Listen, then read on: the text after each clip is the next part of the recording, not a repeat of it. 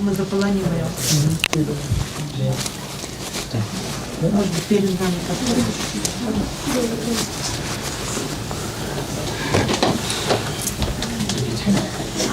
Мы будем тут, если что, занимать. Emma, but I have the cartels.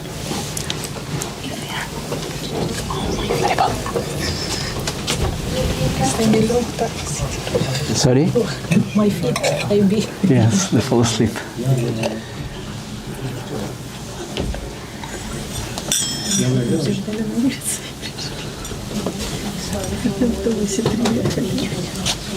Oi. Jai Shri Krishna.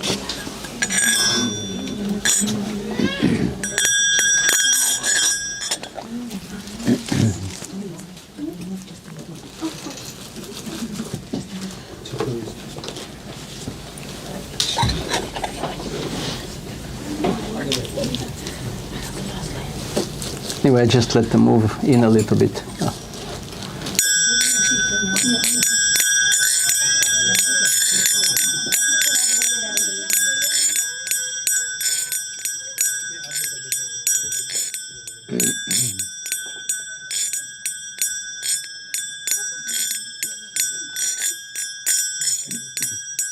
Jaya Radha Madhava Kunja Bihari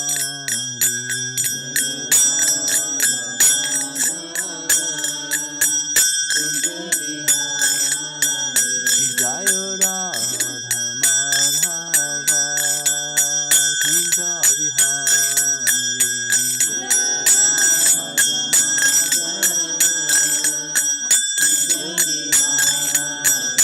Jaya Gopi Jana Vallabha Givardhari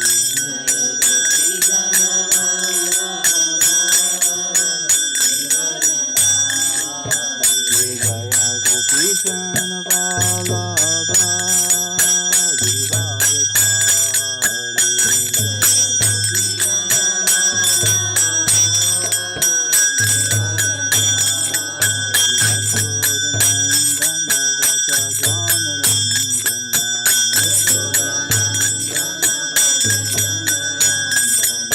Yashodanandana Vraja Jana Vandana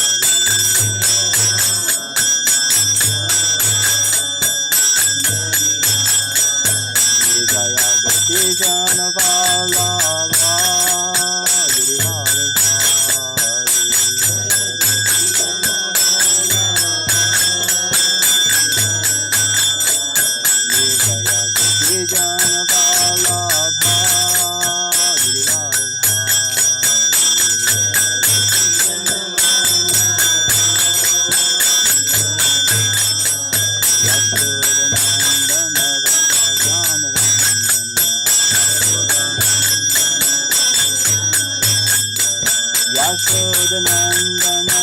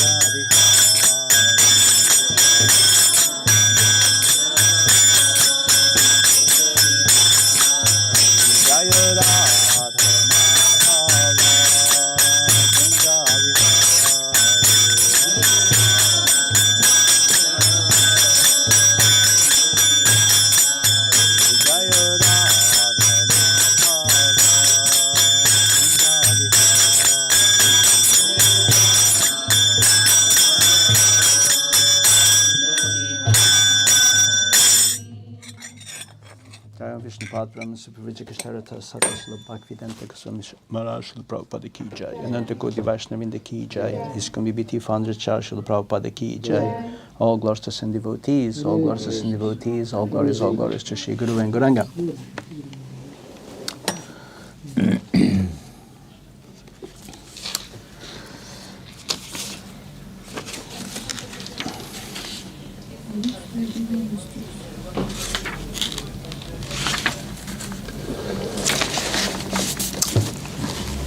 So welcome to Govardhan Puja, which is also called the Annakuta Festival, mountain of food, Annakuta.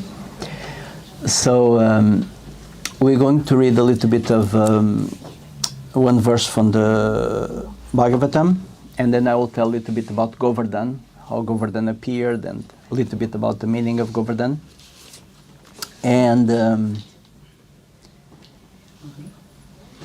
and that's more or less it. Om Namo Bhagavate Vasudevaya. Om Namo Bhagavate Vasudevaya. Om Namo Bhagavate Vasudevaya. Om Namo Bhagavate Vasudevaya. Om Namo Bhagavate Vasudevaya. Om Namo Bhagavate Vasudevaya. So we are reading from the 10th canto from Srimad Bhagavatam. So Srimad Bhagavatam is our, I don't know if I should say second, but I can say second most important book after Bhagavad Gita.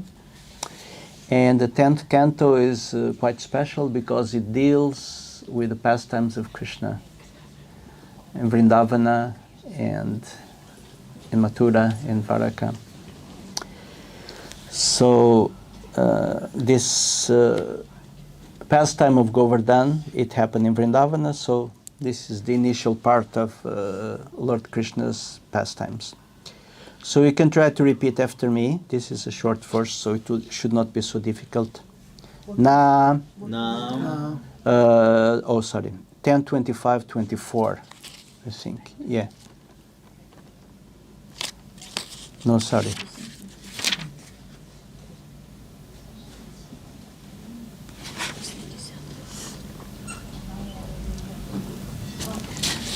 No, 10, 24, 25.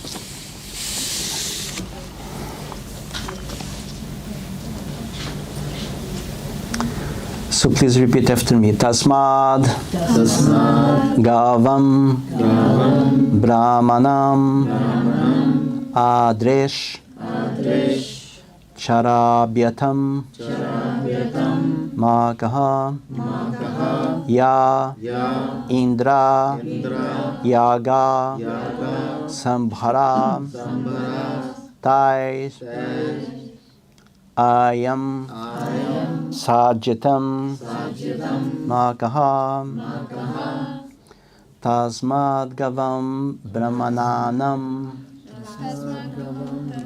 Yeah, without the text is difficult, I just read it. Tasmad Gavam Brahmananam Adreshcharabhyatam Makaham Ya Indrayaga Sambharas Tairayam Sadhyatammakaham. So now the translation we can read together. Tasmat, therefore, Gavam, of the cows, Brahmanam, of the Brahmanas, Adre, and of the hill, Govardhana. Cha, also, Arabhyatam, let it begin. Makaha, the sacrifice. Ye, which.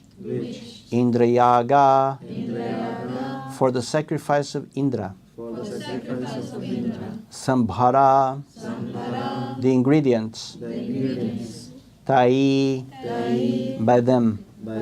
Ayam, this. Sadhyatam, may it be carried out. Makaha, the sacrifice. So translation by Srila, oh, this is not by Srila Prabhupada, this is by Hridayananda Maharaj. Therefore, may a sacrifice for the pleasure of the cows, the Brahmanas, and Govardhan hill begin. With all the paraphernalia collected for worshipping Indra, let this sacrifice be performed instead. So you can repeat after me. Therefore, may a sacrifice for the pleasure of the cows, the Brahmanas, and Govardhan hill begin. With all the paraphernalia for all the paraphernalia collected for worshipping Indra, let this sacrifice be performed instead. So purport is very little purport. Lord Krishna is famous as Go Brahmana Hita, the well-wishing friend of the cows and the Brahmanas. Lord Krishna specifically included the local Brahmanas in his proposal because he is always devoted to those who are devoted to the godly Vedic culture. Then there is a description of the actual festival, but we're going to go back to this. So Govardhan. Who has been in Govardhan? Quite a few. Kameshwari, you were never in Govardhan. Okay. You? No. You have not been in Govardhan. No, you? No? So Govardhan is a hill which is placed in the area of Raja, the area of Vrindavana. And there is a story regarding this hill, and I just took a little bit notes about this.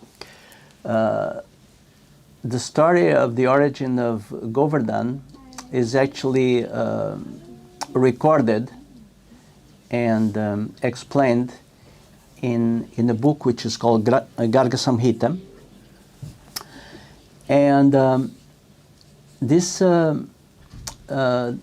discussion or story about the appearance of Govardhan starts actually with a conversation between Radha and Krishna in the spiritual world in Gokula, no, in Goloka, sorry. And Radha and Krishna, they are speaking about coming and performing their pastimes in this material world. And then Radharani says that, okay, I can go, but I want to have Raja, and I want to have the Yamuna, the river Yamuna, and I want to have Govardhan hill. And Krishna said, okay, no problem. So, in the beginning of Satya Yuga, there is one thing which may be explained because maybe it sounds a little unusual for us, that we know that there is a soul in all the living entities, like animals and human beings and so on. But it's explained in the Vedic scriptures that sometimes the soul may appear in some other places. Like there is mountains which have a soul, or personality in charge of them. And there is also clouds, which have a personality. If you look at the sky, some clouds, they look like black, rain, storm. So there was a mountain, and this mountain was called Dronachala. It's understood that this was in a different place, not on our planet. It's in another, how do you say, in another area of the universe, which, I don't know if I wrote it down. Yeah, Shalnadvipa, Shalnali Dvipa.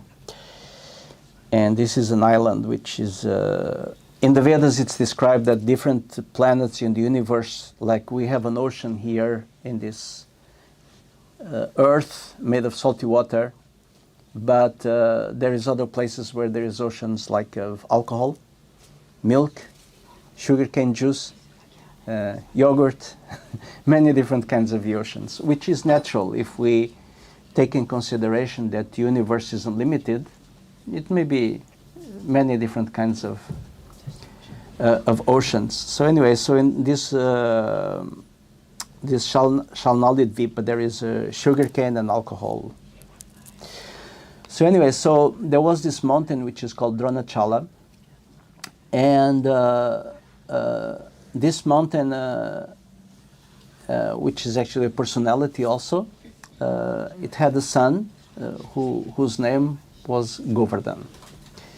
Govardhan exists eternally in the spiritual world, but it manifests in this material world, and it must manifest in some form, in some way. There is a procedure, like Krishna is the son of Mother Yashoda and Mother Devaki, and there is a certain way how Krishna appears, and for Balaram and Lord Chaitanya, there is always some kind of vehicle how to manifest in the material world. So Govardhan was a child of this Dronachala, and when Govardhan was appeared, one was born, everybody was how do you say, enchanted by the beauty of Govardhan. It's described quite extensively also here in the Bhagavatam, the beauty of Govardhan, how there was there were rivers, and there were all kinds of trees and flowers and herbs and fruits. Very, very beautiful and wonderful place. So this Govardhan,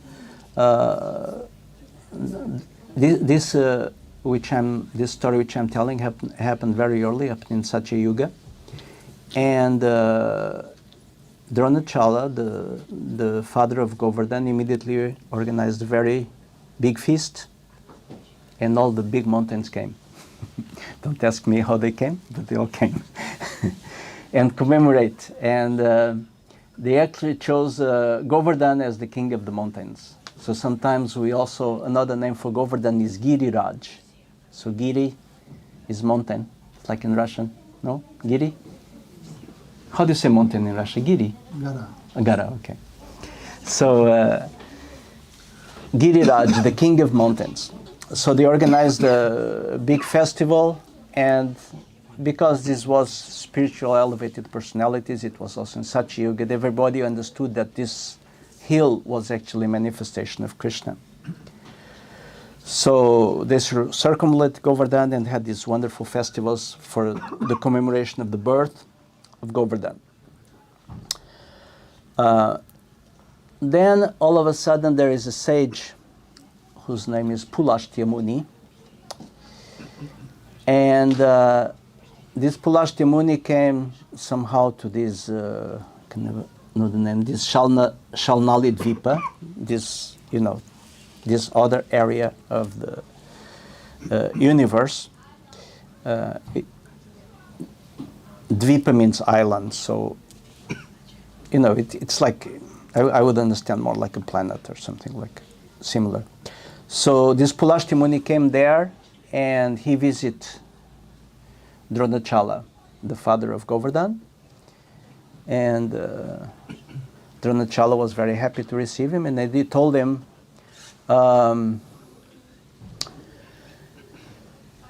he told him, is there anything I can give you? Because this is normally what you did with guests in India. And sometimes this has tragic consequences.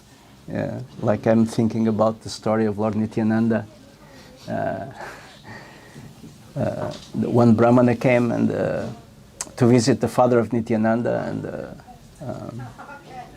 his father asked, there's something I can give you? He said, no, I don't need anything. Let me give you something. Okay, I can take your son. So he took his son. So there is some kind of these examples in the Vedic literatures. So anyway, so this Pulastya, okay, you can also change it. So this Pulastya, he is residing in Kashi, which is the modern day Varanasi. So he said that in my area there is no hills. It's very flat, and you know, I would need this Govardhan to bring with me, you know, to break the monotony. And because it's such a beautiful place, there is caves, one can meditate, there is streams of water, there's flowers, there is everything is there. So I want to bring this mountain. So Dronachala, you know, sometimes it's difficult to contradict these munis, these sages, because they can become very angry. And they are powerful because they have made so many austerities. So Dronachala, the father of Govardhan, was thinking how to deal with this situation. But Govardhan said, don't worry, I will go with him. Anyway, I will go. So in order to avoid, you know, to irritate this sage. But how are you going to take me, you know, big mountain? And this Pulastya, because he's a mystic yogi, you know, they can transcend these things like weight, size, distances. They can transcend this material, the structure, this material universe in different ways. They develop mystic powers. So they said, no problem, I will carry this. I will carry Govardhan in my hand, my right hand. So there they went, but Govardhan said, but there is one condition. I mean, you are not allowed to stop. You bring me directly from here, from this Shalnali Dvip, you bring me directly to your place, to Kashi. No stop. And the Pulastya said, okay, no problem, I will bring you. So somehow by Krishna's arrangement, they went over Vrindavana. So this Pulastya Muni, it seems like he was flying by his own means, and he was carrying this Govardhan. And somehow when Govardhan, when he was flying over Vrindavana, he became really tired because Govardhan became heavier and heavier and heavier. And I mean, even if he was very strong, I mean, Govardhan is Krishna, so. So Govardhan made himself very, very heavy. And this Pulastya Muni was thinking, oh, I must rest, my God, this is too much. And when he thought like that, he forgot actually the agreement he had made with Govardhan. No stop. So they stopped in Vraja, in Vrindavana. And then he rested, and then he said, okay, let's go again. And said, no, but I mean, this was our agreement. We cannot stop. Because if we stop, you know, now I will stay here. And Pulastya Muni became very angry. And then he actually cursed Govardhan that you will diminish by the size of one mustard seed every day. You're going to sink down on the earth. The size of a mustard seed, which is like 1-2 millimeters, every day. And then he left back to Kashi, to Benares. And Govardhan stayed there where it was meant to be, in the land of Vraja. So anyway, this is a whole pastime. This happened in the beginning of Satya Yuga. And actually there is, in this Garga Samhita, I just noted down, Govardhan was, in those days, it was 100 kilometers long, 64 kilometers wide, and 25 kilometers high. So it was very, very high. But this was in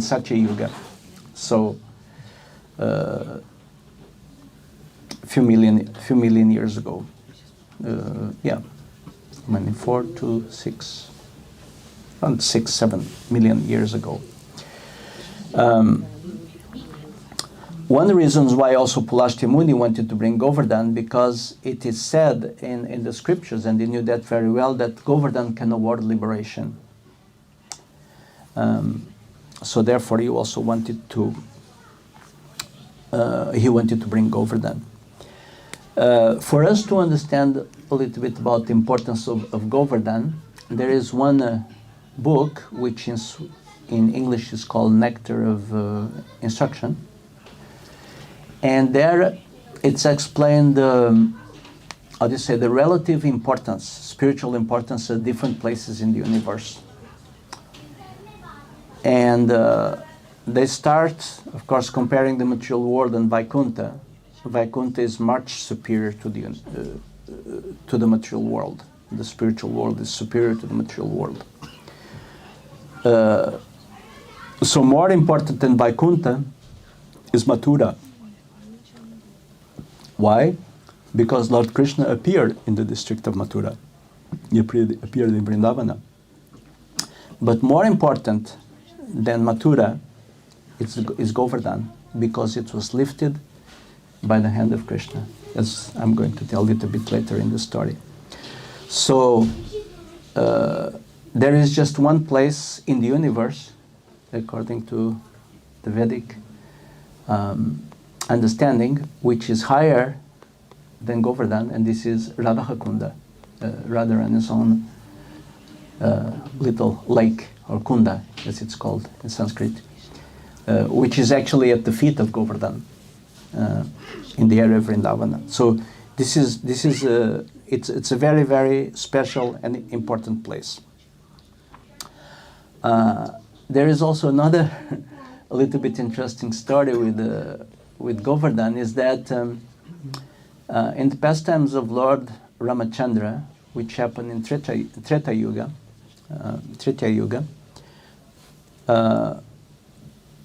the Hanuman, Lord Ramachandra was building a bridge to Lanka. And how they built this bridge, they just took mountains and threw them in the ocean. Very interesting system of construction, but somehow they made this bridge between India and Lanka. So I don't know if it was by chance or by Krishna's arrangement. I actually yesterday saw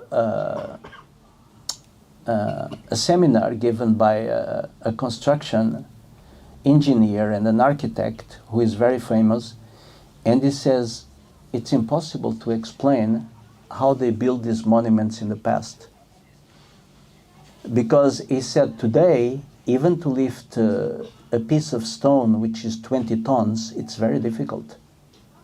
And the pyramids, they are made of blocks, which has 50, 60 tons. And there is not one or two, there is probably 20,000 of them. So sometimes, of course, they present to us that there was people pulling these rocks, hundreds of people with ropes and so on. But he said, this makes no sense, it would have taken, 5,000 years to make, and, where you get food for all these workers and all this. So he said, there is something there we don't understand. Many of these stones are also adjusted in such a way that you cannot put a needle in between. Do you know that? It's quite interesting. They cut them so exactly and put them so exactly. You cannot, it's just completely solid.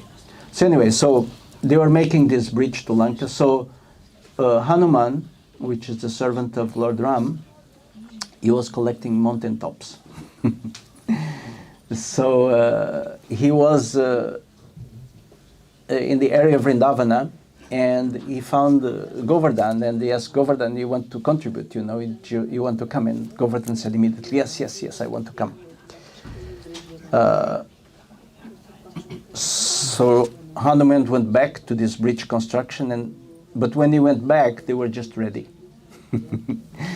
So he went back to Govardhan and said, okay, thank you for your offer, but you're not needed. The bridge is already ready. It's already done. So Govardhan became very sad, and Hanuman said, don't worry, because Krishna will come, and Krishna will lift you up, and Krishna will be performing his pastimes on top of Govardhan every day. So this is what happened. So now to come a little bit more to the pastime of Govardhan, what happened in short is like this, that in previous age in the Vedas, according to the Vedic understanding, the Supreme Personality of Godhead, Lord Krishna or Lord Vishnu, who is administrating this material universe, Garbhodakashaya Vishnu, he is not directly in charge of what happened in the world. He normally do this by different agents. So you actually can see in almost all the cultures that there is something which we call in our terminology devas or demigods, and these are agents of the Supreme Lord who take care of the universe. And actually Srila Prabhupada gives the comparison, you know, if there is an owner of a factory, in general he's not doing everything. He has a general manager and a sub-manager and so on, and they do what is supposed to be done to manage a factory. So in same way, to manage the universe, Krishna has different agents. He has Vayu, which is the demigod of air. There is Indra, which is the demigod in charge of the weather or the rain, maybe more specifically. And we actually can see a little bit of this in all the cultures. The old cultures, they were more personal. So they saw that this phenomena of nature, they were controlled by different personalities. So in those days in Vrindavana, because Vrindavana, the place where Krishna performed his pastimes, was an agricultural place. They were growing grains, vegetables, but mainly they were taking care of cows. And of course, Govardhan, in those days, it was a huge mountain. I actually calculated this yesterday. Govardhan, 5,000 years ago, if you calculate like 2 millimeters a day, it should have been around 3,000 meters. Now we go to Govardhan, it's like 80 meters or something. But it was a huge mountain. And as we know, mountains are normally a source of many riches. You know, there is minerals, there is plenty of grass, there is plenty of water. It's like a reservoir of riches. So this explains how in Vrindavan they could have hundreds of thousands or maybe even millions of cows, because this Govardhan was so huge, and they would bring these cows for pasturing in Vrindavana, in Govardhan. So the inhabitants of Vrindavana, following the tradition of the Vedas, because they get supplied different things from the demigods, they also want to show their thankfulness to the demigods. This was what was done in previous ages in Vedic sacrifices, that one makes oblations to the demigods and oblations to Lord Vishnu. And so the inhabitants of Vrindavana, they prepare to make a big offering to thank Lord Indra for the rains. Now this time in Kartik, it's also the time when the rains are finished, actually, and then the agriculture season starts after the monsoon. So they want to thank Lord Indra for his for having provided rain, which makes possible to have any kind of agriculture. Without rain, nothing happens. So anyway, so we were preparing this. They were collecting different things for the sacrifice, And Krishna, he was a little boy in that time, maybe 5 years, maybe 6, I don't know exactly, but he was a very, very little boy. So he went to his father and asked, what is this, these hundreds of people, carrying food and preparations for the sacrifice and flowers and decorating the cows and everything. So what is this for? And then the father said, anyway, you are a little bit too young to understand this. You're just 5 years old, don't worry, it's just a festival, you will like it. But Krishna insisted. Krishna said, no, I want to know what this is about. And then Krishna's father, Nanda Maharaj, explained, this is a sacrifice in order to please Indra, because we are farmers, we take care of the cows, and we produce grains and vegetables, and this is not possible without rain, and Indra supplies the rain, so we're doing this to thank Indra. And Krishna actually, he started to say to his father, but it also rains in the ocean. If you go to the sea, it's also raining there. Nobody makes sacrifices, and it's still raining. Yeah, but Nanda Maharaj was trying to excuse himself. He could not really make a counter-argument because it's raining in the ocean. So he couldn't make a counter-argument. So he said, but anyway, this is our family tradition to make a sacrifice for Indra. So let us just continue with that, because it belongs to our family tradition. And Krishna said, why don't we, because every day we go to Govardhan with our cows, we get water from Govardhan, we get vegetables, we get fruits, probably also wood. There is caves in Govardhan where there is different minerals and jewels. So we are taking care of the cows. So, why not worship Govardhan?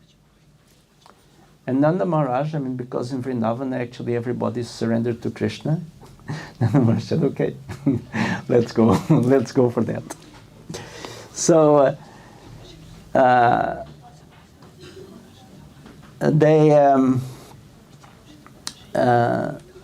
they started to rearrange the festival. So I'm going to read actually a little bit because it's quite beautiful.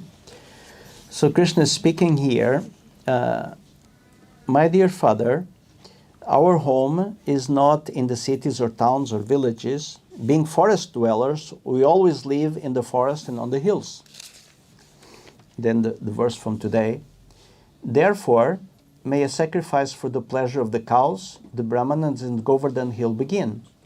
With all the paraphernalia collected for worshipping Indra, let this sacrifice be performed instead. Let many different kinds of food be cooked, from sweet rice to vegetable soups. Many kinds of fancy cakes, both baked and fried, should be prepared, and all the available milk products should be taken for this sacrifice. The Brahmanas, who are learned in the Vedic mantras, must properly invoke the sacrificial fires. Then you should feed the priests with nicely prepared food and reward them with cows and other gifts.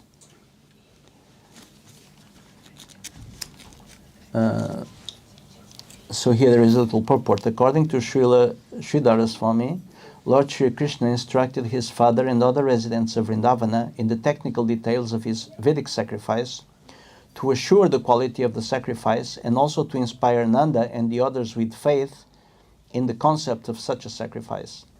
Thus the Lord mentioned that there must be orthodox brahmanas, regular sacrificial fires, and proper distribution of charity. All things were to be done in the order given by the Lord. So after giving the appropriate food to everyone else, including such fallen souls as dogs and dog eaters, you should give grass to the cows and then present your respectful offerings to Govardhan Hill. After everyone has eaten to his satisfaction, you should all dress and decorate yourself handsomely, smear your bodies with sandalwood paste, and then circumambulate the cows, the brahmanas, the sacrificial fires, and Govardhan hill. This is my idea, O Father, and you may carry it out if it appeals to you. Such a sacrifice will be very dear to the cows, the brahmanas, and Govardhan hill, and also to me. So there is a little purport here that Lord Krishna wanted all the human beings and even the animals to eat nice Bhagavat Prasadam, sanctified foods offered to the Lord. To enthuse his relatives with a festive mood, he requested them to dress beautifully with fine clothes and ornaments and to refresh their bodies with luxurious sandalwood paste. The essential activity, however, was the circumambulation of the holy brahmanas, the cows, sacrificial fires, and especially Govardhan hill. Whatever is pleasing to the brahmanas and the cows and the Supreme Lord is auspicious and beneficial for the entire world. Spiritually blind, modern people do not understand this and instead adopt a scientific approach to life that is rapidly destroying the entire earth.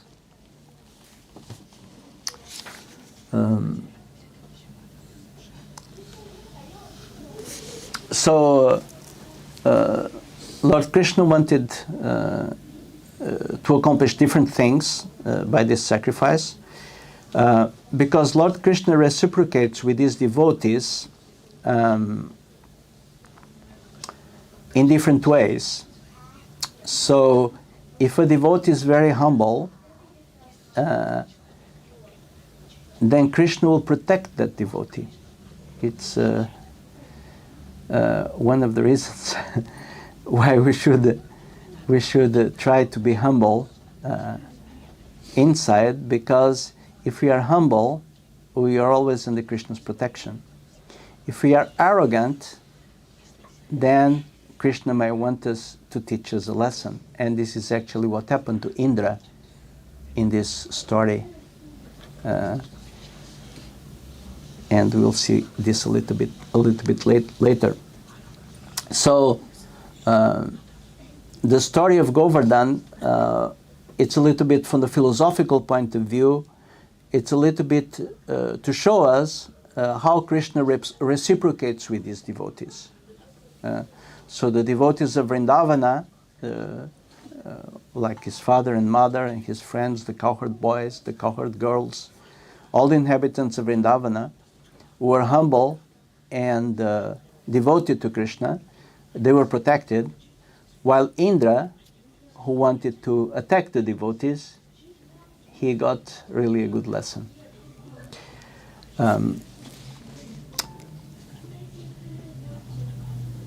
So Shukadeva Goswami said, Lord Krishna, who is himself powerful time, desired to destroy the false pride of Lord Indra. When Nanda and the other senior men of Vrindavana heard that Sri Krishna's statement, they accepted his words as proper. The cowherd community then did all that Madhusudana is Krishna, had suggested. They arranged for the Brahmanas to recite auspicious Vedic mantras, and using the paraphernalia that had been intended for Indra's sacrifice, they presented offerings to Govardhan hill and the Brahmanas with reverential respect. They also gave grass to the cows. Then placing the cows, the bulls, the calves in front of them, they circumambulated Govardhan. So it was a big festival. They were chanting and walking like in a big procession. The residents of Vrindavan were simply devoted to Lord Krishna. That was the sum and substance of their existence. Being the Lord's eternal associates, they were ultimately not concerned with Lord Indra or ritualistic sacrifice. And they were certainly not interested in the mechanistic philosophy that Krishna had just spoken to them. You know, is this philosophy that, anyway, it rains everywhere. Even if nobody makes a sacrifice, it's still raining. But I mean, they just basically did it because Krishna was asking them to do. So they simply loved Krishna, and out of intense affection, they did exactly what he had requested. Their simple loving mentality was not small-mindedness or ignorance. since they were devoted to the Supreme Absolute Truth, who contains within himself all existence. Thus, the residents of Vrindavana constantly experience the highest essential truth underlying all other truths, and that is Sri Krishna himself, the cause of all causes, and that which sustains the existence of all that exists. The residents of Vrindavana were overwhelmed in loving service to that supreme absolute truth. Therefore, they were the most fortunate, most intelligent, and most pragmatic of all living entities. So as the beautiful ornamented cowherd ladies followed along, riding on wagons drawn by oxen, they sang the glories of Lord Krishna, and their songs mingled with the Brahmanas' chanting of benedictions.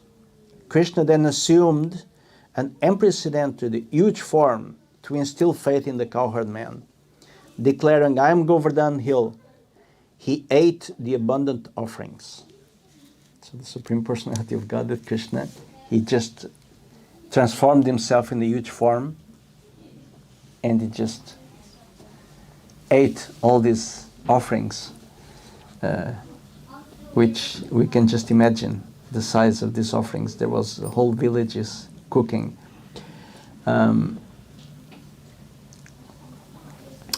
So, together with the people of Vraja, the Lord bowed down to this form of Govardhan hill, thus in effect offering obeisances to himself. Then he said, "Just see how this hill has appeared in person and bestowed mercy upon us." So the personality of Govardhan, which is no different from Lord Krishna. It is clear from this verse that Lord Krishna had expanded himself and was appearing in his normal form among the festival goers of Vrindavana, while simultaneously manifesting himself as the great form of Govardhan hill. Thus, in his form as a child, Krishna led the residents of Vrindavana in bowing down to his new incarnation as Govardhan hill. And to all, he pointed out the great mercy bestowed by this divine form of Govardhan. Lord Krishna's amazing transcendental activities were certainly in keeping with the festive atmosphere. This Govardhan hill, assuming any form he wishes, will kill any residents of the forest who neglect him. Therefore, let us pay our obeisances to him for the safety of ourselves and our cows.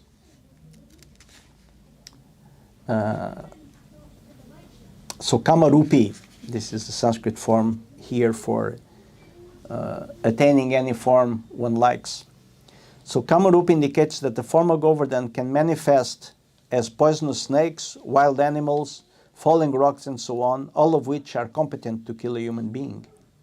According to Sridhara Swami, the Lord presented 6 theoretical points in this chapter. That karma alone is sufficient to determine one's destiny, that one's conditioned nature is the supreme controller, that the modes of nature are the supreme controller, that the Supreme Lord is simply a dependent aspect of karma, that, this I must read again, that Supreme Lord is simply a dependent aspect of karma, that he is under the control of karma, and that one's occupation is the actually worshipable deity. The Lord presented these arguments not because he believed in them, but rather because he wanted to stop the impeding and sacrifice and divert it to himself in the form of Govardhan hill. In this way, the Lord desired to agitate that falsely proud demigod, Indra.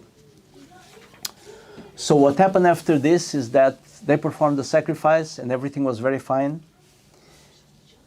And after this sacrifice was finished, because the demigods, they are aware of what's happening in the universe. Like there is in the 5th canto of this book of the Srimad Bhagavatam, there is one explanation. Somebody is asking, how does karma work?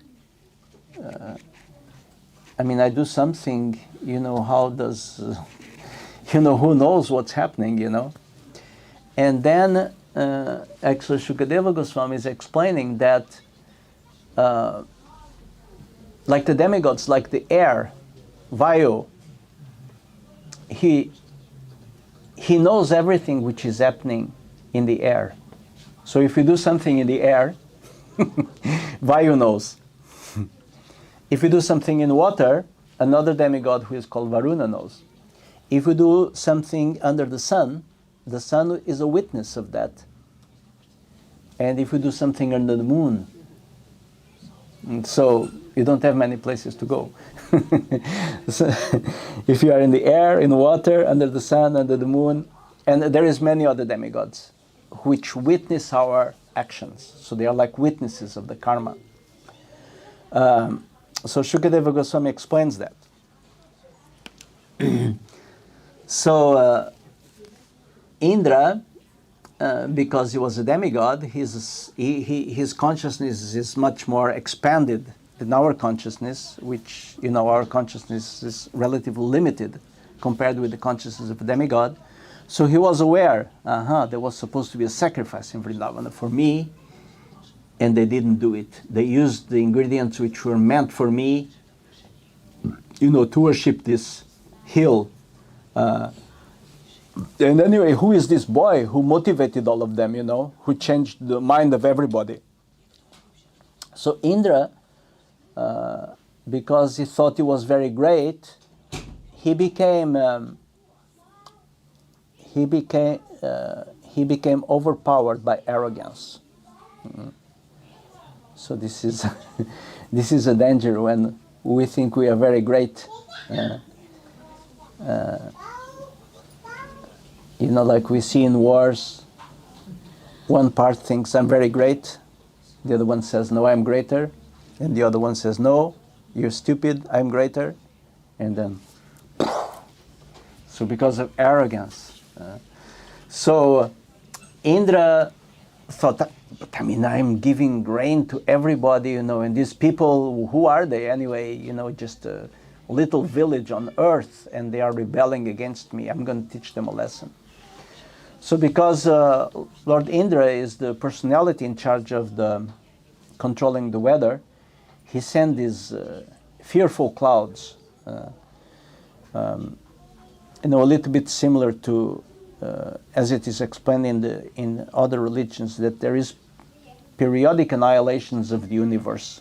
Sometimes it's by fire, other times by flood, by water, other times by different cataclysms, but the most common is by fire or by water. So he sent these clouds, which normally are meant to devastate the universe. And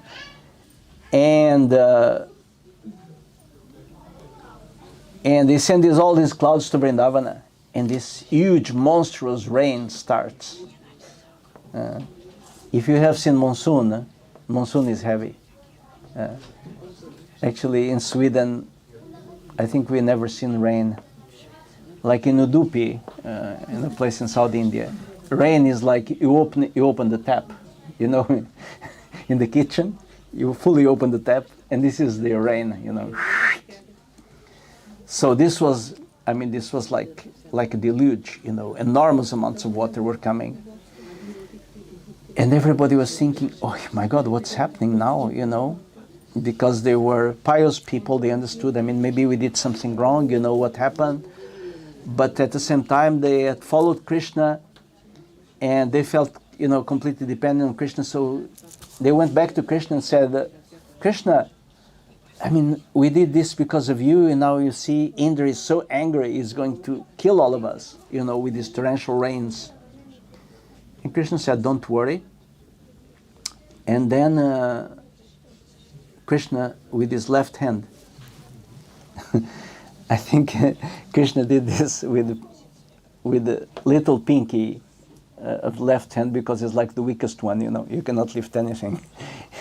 The other finger is a little stronger, but he took little left finger, and he lifted up Govardhan hill, and all the inhabitants of Govardhan went under this hill. And this is supposed to have lasted for 7 days. And because they were under Krishna's protection, nobody felt any hunger or any thirst. And everybody was just so happy to be there in association with Krishna.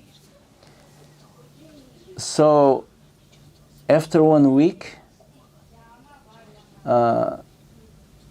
Krishna, Lord Indra started to think, I mean, I'm trying to destroy these people. If it was a normal place anywhere on earth, it would be just, completely devastated. If it rains like 10 centimeters in a few hours, there is, nowadays actually, there is many, many, many floods in different parts of the world. It rains too much and then just everything is just flooded, enormous floods, very quickly. And this was like, mega rain. Long time, torrential rains. So Indra started to develop some introspection. I mean, maybe I also did something wrong. Maybe there is some power there. So he first stopped these clouds. He stopped this rain. And he started to think, oi, maybe I did a mistake. Maybe I was messing around with the wrong person. Maybe this is not just a little boy. Maybe he's more powerful than that. And then gradually understood this is Krishna, the Supreme Personality of Godhead. Because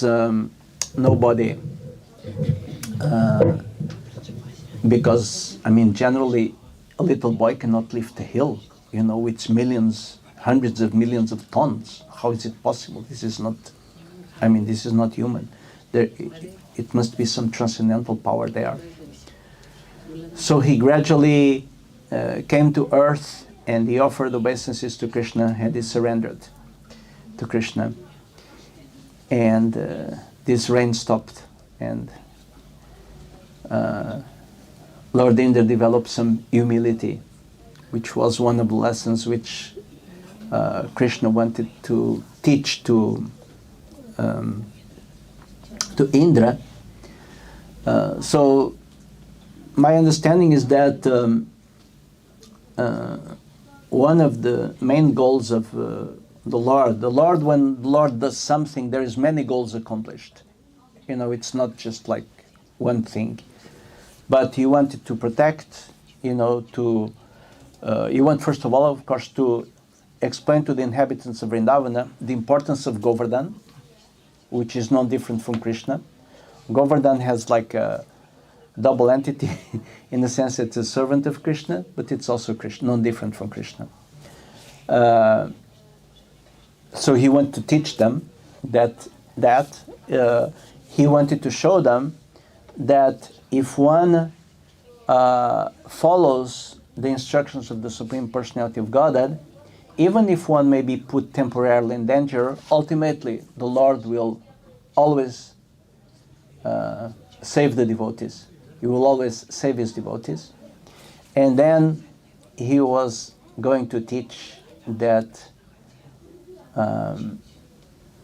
one should not become arrogant and overly proud of his position. And this he wanted to teach to Lord Indra.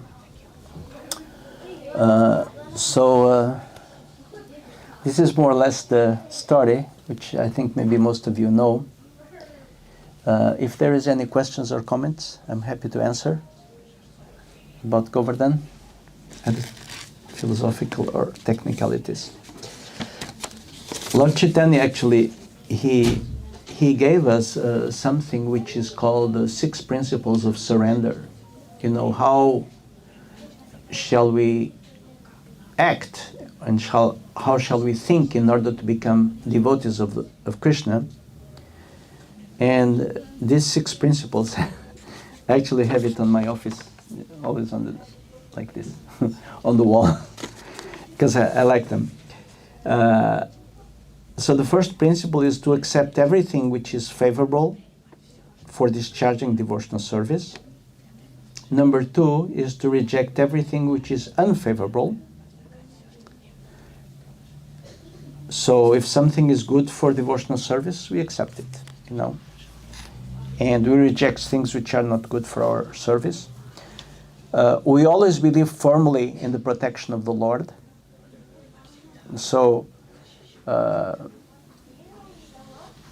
one thing which is like one meditation which is recommended for devotees, we can go around and actually meditate. Actually, Krishna is together with me at every second during the day. Krishna is here right now. Maybe I cannot see him. Maybe I cannot understand how he's here, but Krishna is with me, always. I'm always under the Lord's protection. And this will take away a lot of anxiety because you feel that you are always protected by the Lord. So the fourth, which is a little bit related to the Lord's protection, is that one feels exclusively depending on the mercy of the Lord.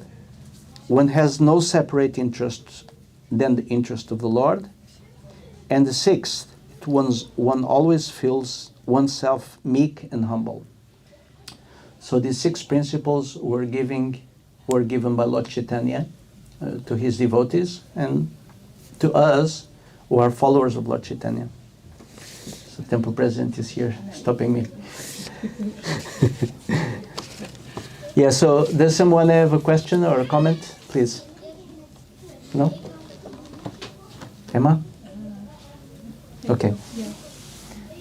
So what is the next step? We think to start offering the lamb, and after we offer little Govardhan to Krishna, then we prepare the halva and we sing it together. If you like to, Just Mahamantra. The Damodar. Damodar. Thank you. Hare Krishna. Thank you, Lord Prabhu. You're welcome. Thank you to everyone. It was a pleasure. Sorry that I came a little late, but If Dr. Prabhu, you want to explain a little bit how we offer the lamb? so this month in which Govardhan Puja is taking place, it's called the month of Kartik. Also, it has another name, Damodara Masa, the month of Damodara. And Damodara, this is a little form of Krishna, which is in the picture here in the corner. And during this month of Kartik, one of devotional activities we can perform, it's worshiping Krishna by offering a lamp, a little lamp to Krishna, which Bhaktinema just is bringing in a tray. So you just observe how the first people do, and then you do the same. And be careful because it's fire. Even if we are in the spiritual world, fire works like normally. So we should be careful. But we offer this lamp, and we can offer 7 times around the picture of Damodara, which is there, I think, no? Yes. Yeah. And then one goes aside here and you offer obeisances. If you know how to offer obeisances, so you can just offer obeisances to Lord Damodar. Okay? Hare Krishna.